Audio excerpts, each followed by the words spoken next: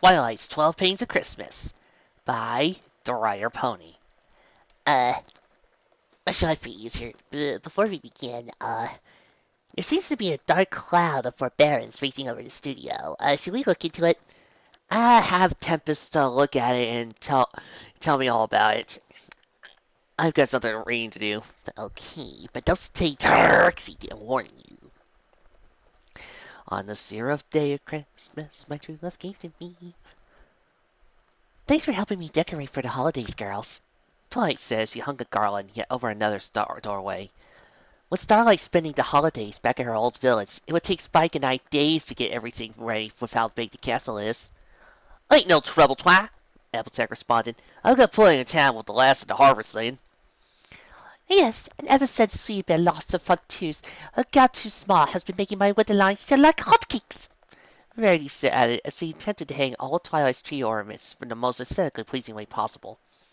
This is the first holiday in years I have had nearly enough profit to take a few extra days off. And besides, Applejack grinned amicably, how about you out your friends is what's Hearths Warming all about? Cookies! Pinkie chimed in. An enormous tray of baked goods balanced on her head. She bounced across the room, somehow managing to avoid dropping even a single gingerbread, set the tray down on the table. Not to mention cakes, pies, puddings, and especially holiday trifles. Twilight chuckled as she slowly descended back to the floor. Yes, Pinkie, and the sweets too. Though I personally never thought much of the holiday trifles. Too creamy and not enough substance. She paused as she took in the truly tremendous tray of holiday goodies Pinkie had presented. There were numerous pies and cakes, of course, but nearly a dozen puddings and a pile of peppermint haze swirls, and a whole gingerbread village, complete with replicas of well-known buildings and deserts of Ponyville. Pinkie, isn't this a bit much? I know you like the holidays, but I don't think we can eat all this. Oh, this isn't for you, silly, Pinkie giggled. Most of this is for the Hearths Warming Pixie. Don't want any carrying, you know. The what now? Applejack questioned. She joined the other two by the table. The Hearths Warming Pixie, Pinkie restated. You know, she's a little magical creature that flies all across Equestria on a golden horseshoe, delivering presents to all the good little colts and fillies who leave her treats. Well, I never heard of her, Applejack said. Neither have I, Rarity added. Same, Twilight agreed. You sure this isn't something you just made up? What? Pinkie gasped. I guess you never heard of the Hearths Warming Pixie. She's one of the best-known embodiments of the holiday spirit, and none of you leave her treats when you're fillies. They shook their head. Really? I feel he's been doing it for generations. Now, hold on there, Applejack interrupted. If you recall, I spent last Hearths Warming with your family, and I don't remember you saying or doing anything about it then. That's because the celebrations don't take place on Hearths Warming days. You do them a couple of weeks before. Ah, here it is, Rarity called out. During Applejack and Pinkie's tangent, she apparently acquired a book from one of the nearby cells. Its green cover read Holiday Tales for Foals in swirling gold letters. I found a passage about it in this book that seems to sum it up nicely. The Hearths Warming Pixie, it read. The Hearths Warming Pixie is a small, sprightly creature. Standing on its hind legs, the pixie has the hindquarters of a pony, the upper body of a dragon, and a horned head that has qualities of both. Nobody knows for sure where she came from, but she lives far away in the western mountains, where she spends all year making new toys and presents for all the good little colts and fillies. Once a year, in the weeks before Hearths Warming, she will leave her mountain home on a flying enchanted golden horseshoe. In the dark of the night, the pixie enters home in the falls, and will leave them presents in exchange for sugary treats. Well, what do you know? It's a real legend, Applejack remarked. Guess you were right, Pinkie. Sorry for not believing you. Hold on, Twilight interrupted, her magically through a significantly larger book. Just because the legend exists doesn't mean the creature it describes does. Ah, here we are. I believe the history of equestrian mythos is a better reference in a full storybook. Ahem. The legend of the Hearths Warming Pixie dates back to the 12th century, shortly after the Minos War.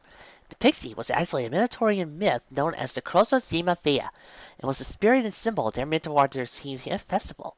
This aspect of their holidays was introduced into the equestrian holiday lore in order to promote cultural acceptance and ease post-war tensions between species. However, many facets of the original legend were altered during importation in order to make it easier for equestrians to accept. The pixie's description was changed from being primarily bovine to equine, and its home was changed from Minus Base Mount Thunder to the unspecified Far West. Despite government promotion and its targeted appeal to foes, the legend failed to successfully catch on in Equestria, excluding several primarily Earth-pulling farming settlements. No, she's real, Pinkie protested. The Hearths Warming Pixie always comes to visit us every year, and she always leaves us all sorts of nice presents. Sorry, Pinkie, but the books don't lie. The Hearths Warming Pixie is an old mare's tale and nothing more. It was a speed that surprised everyone. Pinkie shot forward and clamped Twilight's mouth shut mid-word. Her expression shifted from general concern to what looked like actual fear. Panic hinted in the corners of her eyes. Don't say that, she hissed. If the Pixie finds out that you willfully don't believe in her, then you'll have to face the wrath of the naughty Hearths Warming Pixie. Twilight murmured to her still-like jaw. The naughty Hearths Warming Pixie, Rarity read, having picked up a book Twilight dropped. Like many Manitoian legends, the Hearths Warming Pixie contained an element of duality, specifically a dark counterpart. This being, known as Loco Simathea, was thought to punish or chastise those who either did not keep the spirit of the holidays in their heart, or failed to properly acknowledge some sort of traditional aspect of the holiday. Legends defer to as whether she is supposed to be a sister, companion, or alternate persona of the good pixie. While the legend as a whole generally failed to be accepted in Equestria, this aspect was often ignored or forgotten intentionally, as most deemed it too frightening for foes or not fitting the proper spirit of the equestrian holiday season. That's right, Pinkie agreed, nodding vigorously. And if you make her mad, then she leaves strange, confusing presents in your house until you renounce whatever you did or go crazy. It happened to my great-uncle Humble Pie. He said he didn't believe in a Hearths Warming Pixie, and his house filled up with so many exotic fruits and decorative ornaments that he had to move. Well, Twilight's magic managed to overcome Pinkie's vice grip on her lips. She gasped as her lungs finally received much-needed oxygen. Pinkie, I know I shouldn't just dismiss my friend's beliefs, especially when it's something related to you. But this is just ridiculous. No mystical spirit is going to drive me insanity by giving me bad presents. How would that even work? Wouldn't she have been punishing me for not believing her all the years before this? She shook her head. She doesn't punish ignorance, just willful disbelief. With that, Pinkie's mane began ringing. She shook a hoof inside her curls, and after a few moments of rummaging, pulled out a Pinkie Pie-themed alarm clock. And that's for you! Sorry to beg and run, gals, but I had 2 other decorating parties to help with today. She stuffed the clock back into her mane and headed towards the door at a brisk pace. She disappeared around the corner, only to pop around a moment later. You remember to believe, Twilight! Thank you for your concern, Pinkie, but I'm sure I won't need it. Pinkie sighed as she shook her head slightly. Don't say I didn't warn you. On the first day of Hearths Warming, my true love gave to me a partridge in a pear tree. Twilight awoke with the morning sun, as she had done since becoming the student of the princess that orchestrated its movement. Getting out of bed, she yawned and spread her wings, cramped into her night of habitually sleeping on her back. This is an old habit she wished it would be easier to break, seeing sleeping on a pair of wings was never a pleasant experience. Fortunately, years of back sleeping had left her unable to fall asleep any other way. Despite the discomfort, she then gave him a few test flaps, stretching the ligaments to a satisfying series of cracks and pops. Sighing, she headed from her bedside to her ensuite bathroom. A few minutes later, she emerged with her mane freshly combed, and breath no longer strong enough to wake the dead. Deciding to be a bit more spontaneous than usual, she jumped off the top of her spiral staircase, descending in a slow glide. The crystal walls of her castle had retained some of the evening chill, causing the air in the corridors to be refreshingly crisp. Closed her eyes as she guided, her near photographic memory allowing her to navigate the twists and turns of her castle, with so much as scraping a primary. She sighed contentedly as she banked around a sharp corner. Things were about as good as they could get. There had been no friendship problems for some time. All her friends were good in financial and social standing, and the upcoming holidays promised days of fun and frivolity with friends and family alike. There was nothing that could ruin her good mood. It was about this time that Princess Twilight Sparkle flew face first into a tree. Her startled yelp, more from surprise than pain, echoed through the castle as she skidded and spun on the wheel-polished floor. She opened her eyes, reeling for a moment as she regained her bearing, and tried to think of what she could possibly have hit. As her double vision fused back into a single image, she noticed the tree. Not the remains of her former home, that was still hanging faithfully from the ceiling. No, this was a new tree, inside her castle, in the middle of the hallway. It was a sturdy sprout, too large to be called a sapling, but not so big to be called full grown. Too large for a pot, its roots were housed in a large wooden barrel, much like the ones that the Apple family kept their half-century aged cider in, though this wasn't one of those that lacked their distinctive branding. To its branches clung small, delicate leaves, despite being completely out of season. From each branch and bough hung plump, juicy green pears. Twilight sat dazed for several long moments, staring at her leafy intruder. Probably would have stayed there even longer if her stunted thought train hadn't been interrupted by the scratching sound of claws running across crystal. "Twilight!" Spike called as he barreled in her direction, toothbrush still hanging out of the side of his mouth. "I heard you yell and hit the ground. Are you all right?" Twilight shook her head a few times to clear the remaining fog. I'm fine, Spike. I just hit this tree. Spike looked up, Esley noticing the botanical barrier for the first time. Oh, hey! There's a tree! He turned back to Twilight. "Why is there a tree?" I don't know. It's not yours? He shook his head. "Not mine. Why would I want a tree? How would I even get in here?" That's true. Twilight raised a hoof to its chin and thought. You don't think it's Starlight's, do you? Never mind. I just remembered he hates pears. Plus, it wasn't here yesterday. Maybe it's a gift? Spike mused as he walked around, checking out the tree from other angles. You are kind of famous. Could be an early Hearths Warming gift for somebody you helped with a friendship problem. Weird thing to give, though. I suppose that makes sense, Twilight said hesitantly. It's kind of thoughtful in a way. Fresh fruit anytime we want. We'll have to find somewhere to put it for the time being, though. Won't last long outside with the winter snow coming soon. How about the ballroom? Spike offered. It's pretty big and has tons of window and sunlight and stuff. Twilight looked at him incredulously. I have a ballroom? Since when do I have a ballroom? Since always, I guess. You never use it, so I've been using it as a storeroom and reserved sunbathing spot. Twilight blinked several times. I really need to map this castle out, if only to make sure I'm not neglecting anything as important as an entire ballroom. Why, Celestia, imagine what Pinkie will say when she finds out she's been missing out on a prime party in real estate. Spike chuckled. I can imagine it'd be a sight to see. Let me know when you're going to tell her so I can watch. Deal. She took a good look up and down the tree. I guess I better move it then. Doesn't seem too big. I think I can manage it with basic telekinesis. She united her horn as the tree lit up in a magenta glow. As the tree began to lift, however, a rustling came from the branches. The flurry of leaves and feathers, something shot out of the tree directly at Twilight's face. She yelled as she cut off her magic, the tree dropping several inches to slam on the floor. Twilight flailed about madly, screaming and howling as he attempted to move the creature hugging her face. Surprisingly steady in swift motion, Spike darted forward and grabbed it securely in his claws. Twilight continued to flail for a moment before realizing she was fine. Bending slightly, she turned to her assistant. Thanks, Spike. I may have panicked a little. Spike rolled his eyes at her understatement. The bundle in his claws cooed. Twilight caught her head. So, she began awkwardly, what kind of terrible monster was using this tree as a Trojan pony? Spike shifted his claws slightly, allowing a head to pop up. Coo! It cooed again. Apparently it was quite content to be held to voice the claws of a fire-breathing reptile. Oh, cool! It's a partridge! A partridge? Twilight asked. Why was there a partridge in my pear tree? And how can you recognize a partridge on sight?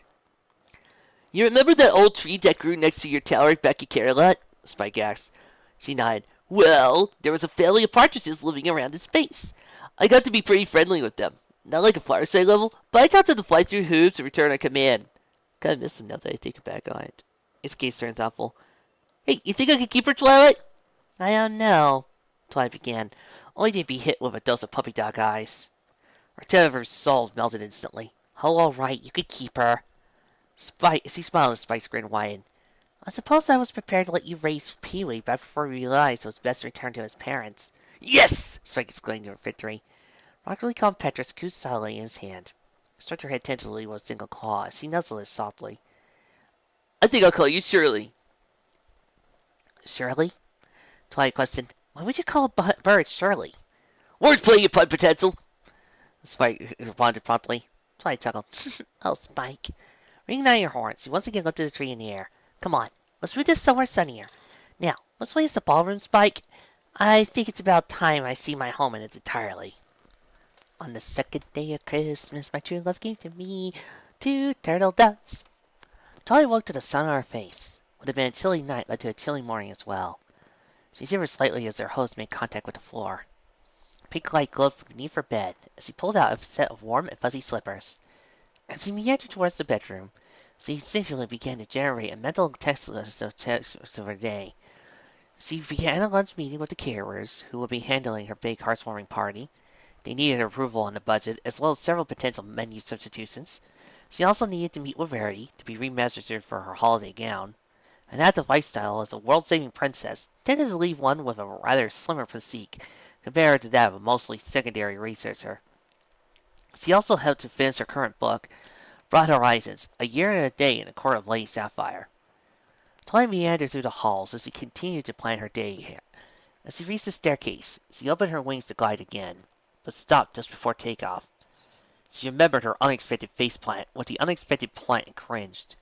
She still had a minor bruise on her foreleg from the incident. Of course, there was remarkably no way it could happen again. The tree was unsuspiciously tucked away in her ballroom.